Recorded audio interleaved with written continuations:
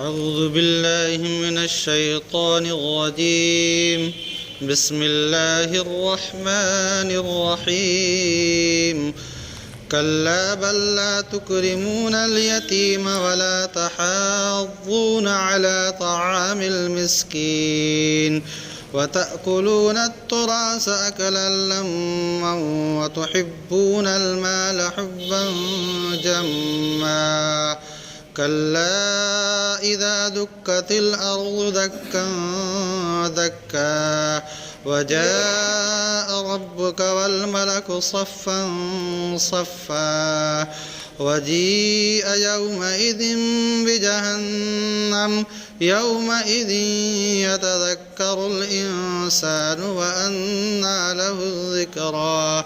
يقول يا ليتني قدمت لحياتي فيومئذ لا يعذب عذابه أحد ولا يوثق وثاقه أحد يا أيتها النفس المطمئنة ارجعي إلى ربك راضية مرضية فادخلی فی عبادی وادخلی جنتی۔ یہ سورہ فجر کی 17ویں آیت سے لے کر کے 30ویں آیت تک، کیونکہ پہلی آیت سے لے کر کے 16 آیتوں تک کا ترجمہ اور مختصر اس کا خلاصہ آپ کے سامنے پچھلے بدھ کو پیش کیا جا چکا ہے۔ اوپر اللہ رب العزت نے بتایا کہ ہم انسان کو اور انسانوں میں سے خصوصاً کافر جن کے ہر وقت زبان پر ناشکری ہوتی ہے، صبر نہ کرنے کا مزاج ہوتا ہے، کہ جب ہم ان کو مال و دولت عطا کرتے ہیں تو اب یہ فخر کرنے لگتے ہیں اور یہ کہتے ہیں کہ یہ جو کچھ دنیا کی دولت ہم کو ملی ہوئی ہے یہ صرف اور صرف میرے کمال کی وجہ سے اور میں اس کا مستحق تھا، حالانکہ وہ اللہ رب العزت کی طرف سے آزمائش تھی اس کے لیے۔ اما اذا مبتلاہ ربہ فاکرمہ ونعمہ، کہ انسان کو جب پروردگار آزماتا ہے تو اس کو اکرام اور انعام کرتا ہے اس کا، یعنی اس کو ایسی دولت عطا فرماتا ہے، اس کو ایسا مقام عطا فرماتا ہے، اس کو دنیا کی ہر جو ہے راحت و آرام کی چیز عطا فرماتا ہے، اور وہ کہنے لگتا ربی اکرمن، میرا پروردگار میرا اعزاز و اکرام کر رہا ہے، اس کا مطلب یہ ہے کہ میں پروردگار کا بڑا مقبول بندہ ہوں اور میں اس دولت کا، اس رتبے کا مستحق تھا۔ اگر میں اس رتبے کا، اس دولت کا مستحق نہ ہوتا تو اللہ مجھ کو یہ نہیں دیتا۔ اس کی وجہ سے وہ غرور کرنے لگتا ہے، گھمنڈ کرنے لگتا ہے، اور انسان سے مراد کافر تھا، لیکن یہ بیماری ہر فرد بشر میں ہے، چاہے وہ مسلمان ہی کیوں نہ ہو، کہ جب اس کو اللہ دولت عطا فرماتے ہیں، رتبہ عطا فرماتے ہیں تو اللہ تعالیٰ دیکھتے ہیں، آزماتے ہیں کہ یہ شکریہ کا مزاج ہے یا مزاج نہیں ہے، تو عموماً وہ بھٹک جاتا ہے۔ اور جب اللہ تعالیٰ اس کو یوں آزماتے ہیں کہ اس کے لیے روزی تنگ کر دیتے ہیں تو وہ کہتا ہے میرا پروردگار مجھے ذلیل کر رہا ہے جبکہ میں اعزاز و اکرام کا مستحق تھا۔ وہ صبر نہیں کر رہا ہے، تو اللہ تعالیٰ نے رزق تنگ کر کے اس سے یہ ارادہ کیا تھا کہ یہ صبر کرتا، لیکن یہ اس امتحان میں ناکام ہو گیا۔ تو اللہ رب العزت نے کہا کہ تم نے یہ سمجھ لیا ہے کہ دنیا کی جو دولت ہم نے تم کو دی ہے، یہ دولت تمہاری ہمارے یہاں مقبولیت کی علامت ہے، اور جس کو ہم نے دولت نہیں دیا وہ ہمارا مبغوض، ناپسندیدہ بندہ ہے، ایسا نہیں ہے۔ دنیا کی دولت اللہ کے یہاں پسندیدگی کی علامت نہیں ہے، اور دنیا کی دولت کا نہ ہونا اللہ کے یہاں ناپسندیدگی کی علامت نہیں ہے۔ اللہ تعالیٰ نے فرعون کو، حامان کو، شداد کو کتنی دولتیں دی تھیں، اور نبی علیہ السلام کی زندگی دیکھ لیجیے، صحابہ کی زندگی دیکھ لیجیے۔ تو فقر و فاقہ کا ہونا یہ اللہ کے ہاں ناپسندیدگی کی علامت نہیں، بلکہ اللہ کے نبی صلی اللہ علیہ وسلم نے فرمایا کہ اللہ رب العزت جس بندے سے محبت فرماتا ہے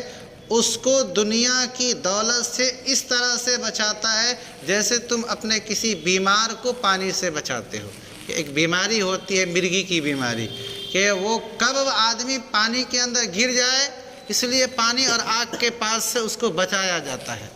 تو اللہ کے نبی صلی اللہ علیہ وسلم نے فرمایا کہ جس سے اللہ محبت فرماتا ہے اس کو دنیا کی محبت سے، دنیا کی دولت سے ایسے ہی بچاتا ہے جیسا کہ تم اپنے بیمار کو پانی سے بچاتے ہو۔ تو یہ دنیا کا نہ ہونا یہ اس بات کی دلیل نہیں ہے کہ یہ اللہ کا محبوب بندہ نہیں، اور جس کے پاس دنیا ہے ایسا نہیں ہے کہ وہ اللہ کا محبوب بندہ ہے۔ اللہ تعالیٰ نے اسی کو کہا جو آج کی آیت کا خلاصہ ہے، کلا، ایسا ہرگز نہیں ہے جیسا تم سمجھ رہے ہو کہ دولت کا ہونا اللہ کے ہاں محبوبیت کی دلیل اور دولت کا نہ ہونا اللہ کے ہاں محبوب نہ ہونے کی دلیل، ایسا نہیں ہے۔ اور دیکھو اے کافرو، تم کو جو عذاب آ رہا ہے وہ صرف اسی وجہ سے نہیں جو اوپر آیا کہ تم کو دولت دیا تو ناشکرے بن گئے، اور دولت تم کو نہیں دیا تو تم جو ہے جزا فضا کرنے لگے، صبر تمہارے اندر نہیں رہا۔ بلکہ ایک بیماری تمہارے اندر یہ بھی ہے کہ تم یتیم کا اعزاز و اکرام نہیں کرتے ہو۔ اس کا مطلب یہ ہے کہ یتیم کے حقوق ادا کر دینا، اس کے اوپر خرچہ کر دینا، یہی ہمارا صرف فریضہ نہیں ہے، بلکہ جب ہم خرچ کریں تو عزت کے ساتھ، کہ اس کی دل آزاری نہ ہو۔ کفار مکہ اصلاً جو ہے یتیموں پر خرچ نہیں کرتے تھے۔ اللہ رب العزت نے کہا کہ تمہیں خرچ کرنا چاہیے اور اعزاز و اکرام کے ساتھ، کہ جس طرح سے تم اپنے بیٹے پر خرچ کرتے ہو ایک یتیم پر اسی طرح سے خرچ کرو، لیکن تم ویسا نہیں کرتے، اس لیے یہ عذاب صرف اوپر جو آیا ناشکری اور ناصبری اس کی وجہ سے نہیں، وہ بھی وجہ ہے، ایک یہ بھی وجہ ہے کہ تم یتیم کا اعزاز و اکرام نہیں کرتے۔ آج ہم غور کر لیں اپنے معاشرے کے اندر کہ ہمارے معاشرے کے اندر، ہمارے محلے کے اندر کوئی یتیم بچہ ہوتا ہے تو یا تو ہم دیتے نہیں، اور دیتے ہیں اس کو تو بہت ذلیل کر کے دیتے ہیں، اور ہمارے دماغ میں یہ بات رہتی ہے کہ اگر یہ اللہ کا محبوب ہوتا تو اس کا باپ بچپنے میں کیوں اٹھا لیا جاتا ہے، یہ تو دانے دانے کا محتاج ہے۔ اللہ تعالیٰ نے کہا نہیں، ایسا مت کرو، کلا بلا تکرمون الیتیم، ایسا ہرگز نہیں ہے، بلکہ تم لوگ یتیم کی عزت نہیں کرتے ہو، اور یتیم کو تم کیا کھانا کھلاتے، یتیم کو تو کھانا کھلاتے بھی نہیں اور دوسروں کو کہتے بھی نہیں ہو کہ اسے کھانا کھلا دو، اسے کپڑے کی ضرورت ہے کپڑا دے دو۔ اس کا مطلب یہ ہے کہ انسان خود نیک عمل کرے، اور اگر نیک عمل کرنے پر قادر نہیں ہے اور جانتا ہے کہ کسی ایسے شخص سے جس کے پاس اللہ نے دولت دے رکھی ہے اور وہ غریبوں کی مدد کر سکتا ہے، لیکن یہ غریب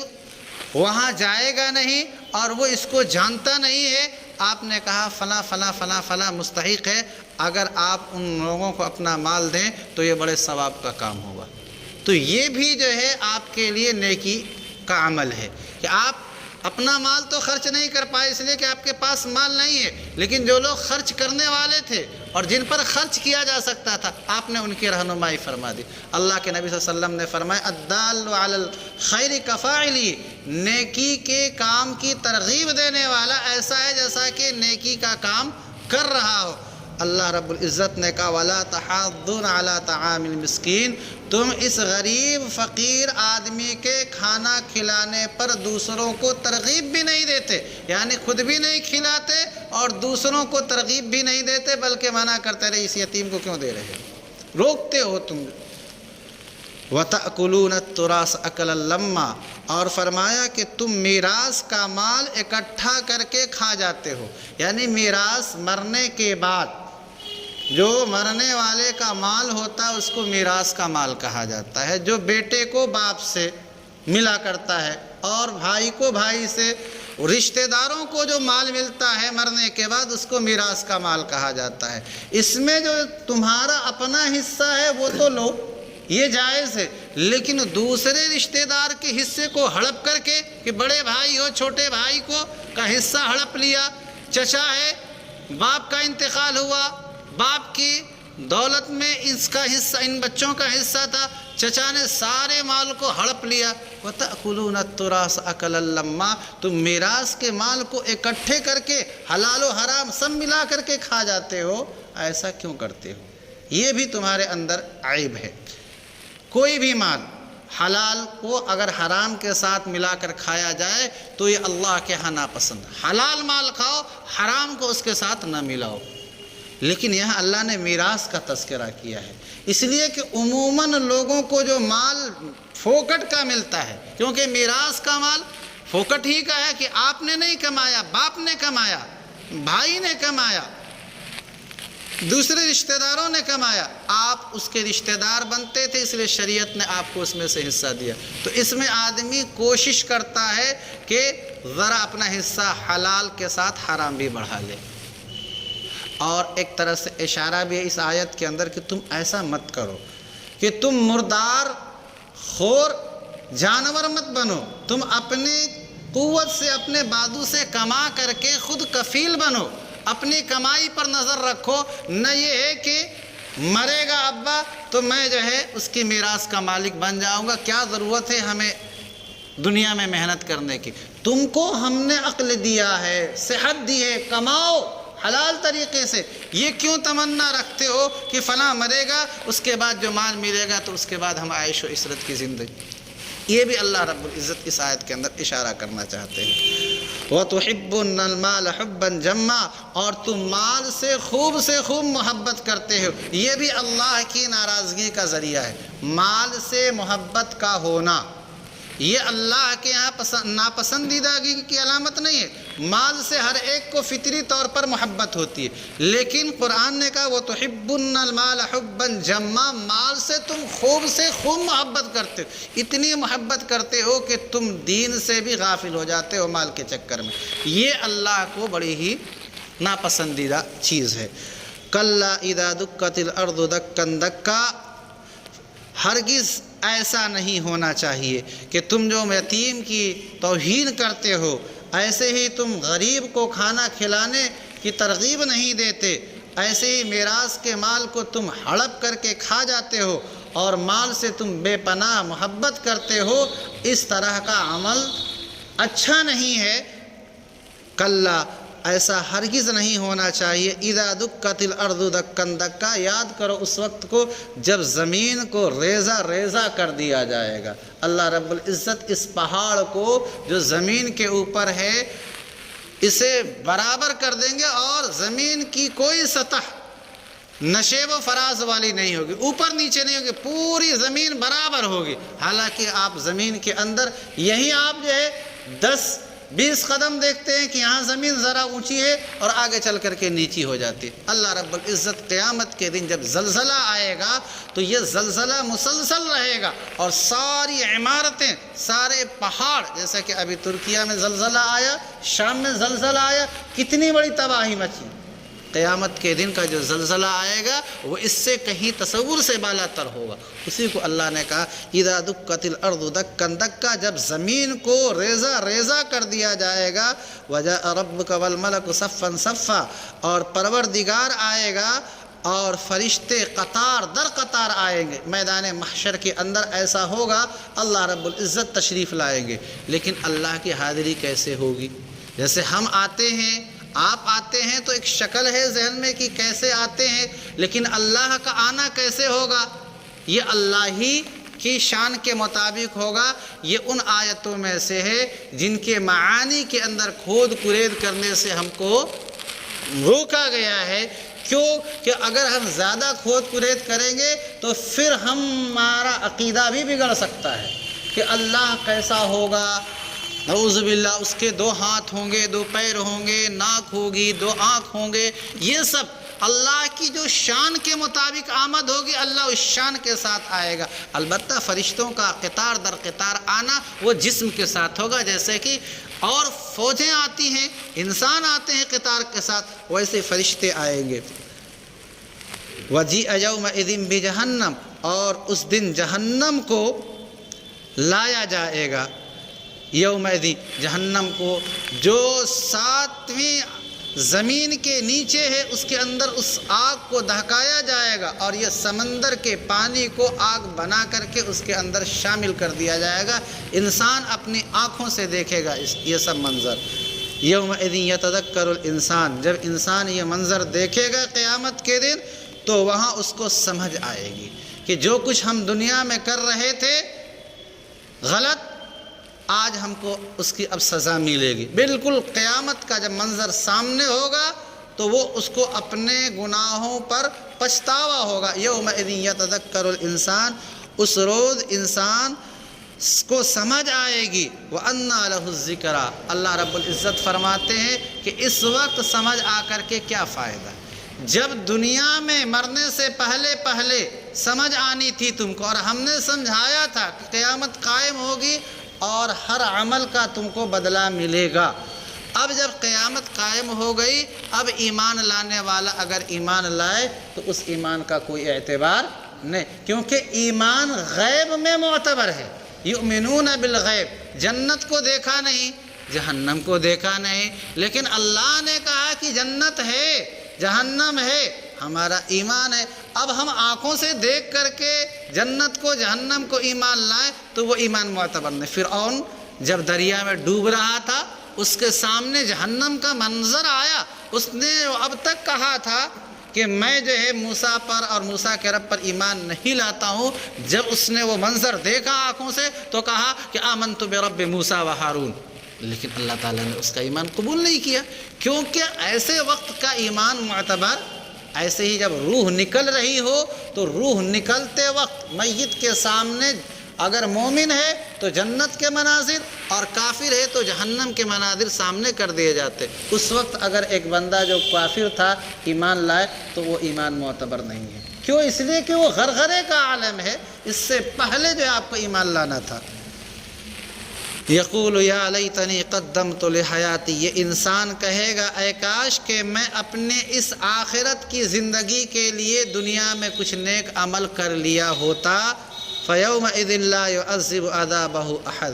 اللہ تعالیٰ فرماتے ہیں کہ آج یعنی جب قیامت قائم ہوگی تو اللہ کے عذاب دینے کی طرح کوئی عذاب دینے والا بھی نہیں ہے۔ دنیا میں جتنے لوگوں نے سزائیں دی،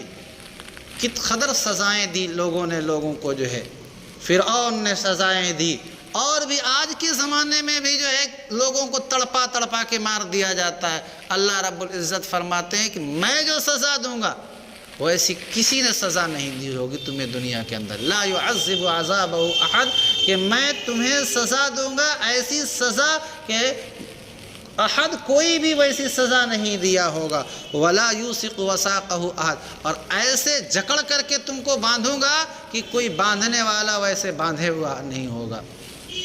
کسی بھی طرح سے تم ہم سے بچ کر کے نہیں جا سکتے ہو۔ یہ تو ان لوگوں کے لیے ہوگا جنہوں نے اللہ کی آیتوں پر ایمان نہیں لایا، اس سے اعراض کیا، دنیا کو سب کچھ سمجھا، آخرت سے غافل رہے۔ لیکن جو لوگ اللہ کے نیک بندے ہیں، جنہوں نے ایمان کے تقاضے پر عمل کیا، اللہ کا ان کے لیے کیا حکم ہوگا؟ فرماتے یا ایتھا النفس المطمئنہ، اے اطمینان والی روح۔ اطمینان والی روح کہا کہ انسان جب نیک عمل کرتا ہے اور اس کے لیے مجاہدہ کرتا ہے، ریاضت کرتا ہے، تو جب تک وہ نیک عمل نہ کر لے اس کو چین و سکون نہیں آتا ہے، اس کی طبیعت اندر سے پریشان رہتی ہے۔ جیسے انسان جب گناہوں کا عادی ہو جاتا ہے، جب تک گناہ نہ کرے تب تک اس کو جو ہے چین نہیں آتا، ایسے ہی ایک بندہ جب نیک عمل کرنے کا عادی ہو جاتا ہے تو جب وہ نیک عمل نہ کرے تو اس کو اندر سے بے چینی ہوتی ہے۔ اس کی نماز چھوٹ گئی، نماز نہیں پڑھا، اس کو اندر سے بے چینی ہو رہی ہے۔ تو فرمایا کہ یہ جو چین ہے اس کو اسی وجہ سے کہ اس نے نیک کام کر کر کے اپنے نفس کو آرام والا بنا لیا، اطمینان والا، کہ جب تک وہ نیک عمل نہ کرے تب تک اس کو اطمینان اور چین و سکون نصیب نہیں ہوتا۔ ایسے ہی کو اللہ تعالیٰ نے کہا اے اطمینان والی روح، ارجعی الی ربک راضیۃ مرضیہ، جاؤ اپنے پروردگار کی جوار میں کہ پروردگار تم سے راضی ہے اور تم اس سے راضی ہو، فادخلی فی عبادی، اور تم میرے نیک بندوں کی صفوں میں داخل ہو جاؤ۔ نیک بندوں کے ساتھ شامل ہونا، نیک لوگوں کے ساتھ شامل ہونا، یہ بڑی اچھی علامت ہے۔ حضرت سلیمان علیہ السلام نے بھی دعا مانگی تھی کہ ربنا ادخلنی برحمتک فی عبادک الصالحین، اے میرے پروردگار مجھے اپنے فضل و کرم سے اپنے نیک بندوں میں شامل فرما لیجئے۔ اور حضرت یوسف علیہ السلام نے بھی دعا کی کہ الحقنی بالصالحین، کیونکہ نیک لوگوں کے ساتھ رہنے سے انسان کا مزاج بھی نیکی والا بنتا ہے۔ تو اللہ رب العزت یہی کہیں گے کہ تم میرے نیک بندوں کے ساتھ شامل ہو جاؤ، وادخلی جنتی، اور میری جنت کے اندر داخل ہو جاؤ۔ یہ اللہ رب العزت کی طرف سے گویا کہ پروانہ ملے گا ان لوگوں کو جنہوں نے دنیا کے اندر نیک عمل کیا ہوگا، اور جنہوں نے اللہ رب العزت کی آیتوں کا انکار کیا ہوگا، اس کے احکام کو جھٹلایا ہوگا، ٹھکرایا ہوگا، ان کے لیے اللہ کی طرف سے جو ہے اوپر آ چکی کہ جو ہے اللہ ان کو جو ہے سزا دے گا۔ اللہ رب العزت ہم سبوں کو قرآن کریم کا جو مضمون ہے، اس کے اندر جو معانی بیان کیے گئے ہیں، اس پر عمل کرنے کی توفیق مرحمت فرمائے، دعا فرما دے۔ الحمد لله رب العالمين، والصلاة والسلام على سيد الأنبياء والمرسلين۔ ربنا ظلمنا أنفسنا وإن لم تغفر لنا وترحمنا لنكونن من الخاسرين۔ رب اجعل لي مقيم الصلاة ومن ذريتي ربنا تقبل دعاء۔ ربنا اغفر لي ولوالدي وللمؤمنين يوم يقوم الحساب۔ اللهم إنا نسألك من خير ما سألك منه نبيك محمد صلى الله عليه وسلم، ونعوذ بك من شر ما استعاذ منه نبيك محمد صلی اللہ علیہ وسلم۔ یا اللہ ہم سب کے گناہوں کو معاف فرما دے، یا اللہ ہم سب کی خطاؤں کو درگزر فرما دے، یا اللہ ہمارے ہر چھوٹے بڑے گناہ کو محض اپنے فضل و کرم سے بخش دے، یا اللہ ہمارے ان گناہوں کو بھی معاف فرما دے جو ہم نے رات کے اندھیرے میں کیے ہیں، یا اللہ ہمارے ان گناہوں کو بھی تو معاف فرما دے جو ہم نے دن کے اجالے میں کیے ہیں، یا اللہ ہمارے ان گناہوں کو بھی تو معاف فرما دے جو ہم سے انجانے میں ہو گئے ہیں، یا اللہ ہمارے ان گناہوں کو بھی آپ معاف فرما دیجئے جو ہم سے جان بوجھ کر کے ہوئے ہیں۔ اے ہمارے پروردگار، ہمارے ہر چھوٹے بڑے گناہ کو محض اپنے فضل و کرم سے معاف فرما دیجئے۔ اے ہمارے پروردگار، ہم میں سے جن کے بھی رشتہ دار دنیا سے جا چکے ہیں، یا اللہ ان کی مغفرت فرما دیجئے، یا اللہ ان کی قبر کو نور سے بھر دیجئے، یا اللہ ہم میں سے جن کے بھی ہم پر حقوق ہوں، یا اللہ ان حقوق کو مرنے سے پہلے ادا کرنے کی توفیق مرحمت فرما دیجئے، یا اللہ ہم میں سے جو لوگ بیمار ہیں یا ان کے گھر میں کوئی بیمار ہے، یا اللہ ان کو شفاء عاجلہ دائمہ مستمرہ عطا فرما دیجئے۔ اے ہمارے پروردگار، ہم میں سے جو لوگ مقروض ہیں، یا اللہ ان کے کاروبار میں کسی طرح کی کوئی دشواری ہے، یا اللہ ان کے کاروبار میں خیر و برکت عطا فرما دے، یا اللہ ان کو قرض سے سبکدوشی عطا فرما دے۔ اے ہمارے پروردگار، جن لوگوں کے بچیوں کا رشتہ مناسب نہیں آ رہا ہے، یا اللہ یا ان کے بچے غلط راستے پر چل پڑے ہیں، یا اللہ سب کی اصلاح فرما دے، یا اللہ ان بچیوں کے لیے مناسب رشتہ عطا فرما دے۔ اے ہمارے پروردگار، ہمارے معاشرے کو رسم و رواج سے پاک فرما دے، یا اللہ ہمارے معاشرے کو جو ہے دینی معاشرہ بنا دے، ہمارے گھروں کے اندر قرآن کی اور حدیث کا چلن عام فرما دے۔ اے ہمارے پروردگار، ہمیں نماز پنجگانہ باجماعت کی توفیق مرحمت فرما دیجئے۔ اے ہمارے پروردگار، مرتے وقت زبان پر کلمہ نصیب فرما دیجئے، یا اللہ مرتے وقت زبان پر کلمہ نصیب فرما دیجئے۔ یا اللہ ہم میں سے جن کے ماں باپ دنیا سے جا چکے ہیں، یا اللہ ان کی مغفرت فرما دیجئے۔ یا اللہ ہم میں سے جن کے ماں باپ زندہ ہیں، یا اللہ ان کی خدمت کی توفیق مرحمت فرما دیجئے۔ اے ہمارے پروردگار، ہم حاضرین میں سے بہت سے لوگوں کے دلوں میں بہت ساری جائز تمنائیں ہوں گی، یا اللہ تو ان کو بہتر طریقے سے جانتا ہے، یا اللہ ہر ایک کی جائز تمنا کو تو پوری فرما دے، یا اللہ ہر ایک کی جائز تمنا کو تو پوری فرما دے۔ یا اللہ اللہ تیرے قرآن کی نسبت سے ہم یہاں آدھے گھنٹہ تیرے گھر میں بیٹھتے ہیں، یا اللہ یہ تیرا فضل اور احسان ہے ہم پر، یا اللہ ہمارا کوئی احسان نہیں ہے، یا اللہ یہ تیرا انعام ہے، تیرا اعزاز و اکرام ہے، تیری توفیق ہے کہ تو ہمیں توفیق دیتا ہے کہ ہم یہاں بیٹھ کر کے قرآن کریم کا ترجمہ سنتے سناتے ہیں۔ یا اللہ اس کو ہمارے لیے ذخیر آخرت بنا دے، یا اللہ اس کو ہمارے لیے ذخیر آخرت بنا دے، یا اللہ اس کو ہمارے لیے ذریعہ نجات بنا دے۔ سبحان ربک رب العزت عما یصفون وسلام علی المرسلین والحمد للہ رب العالمین۔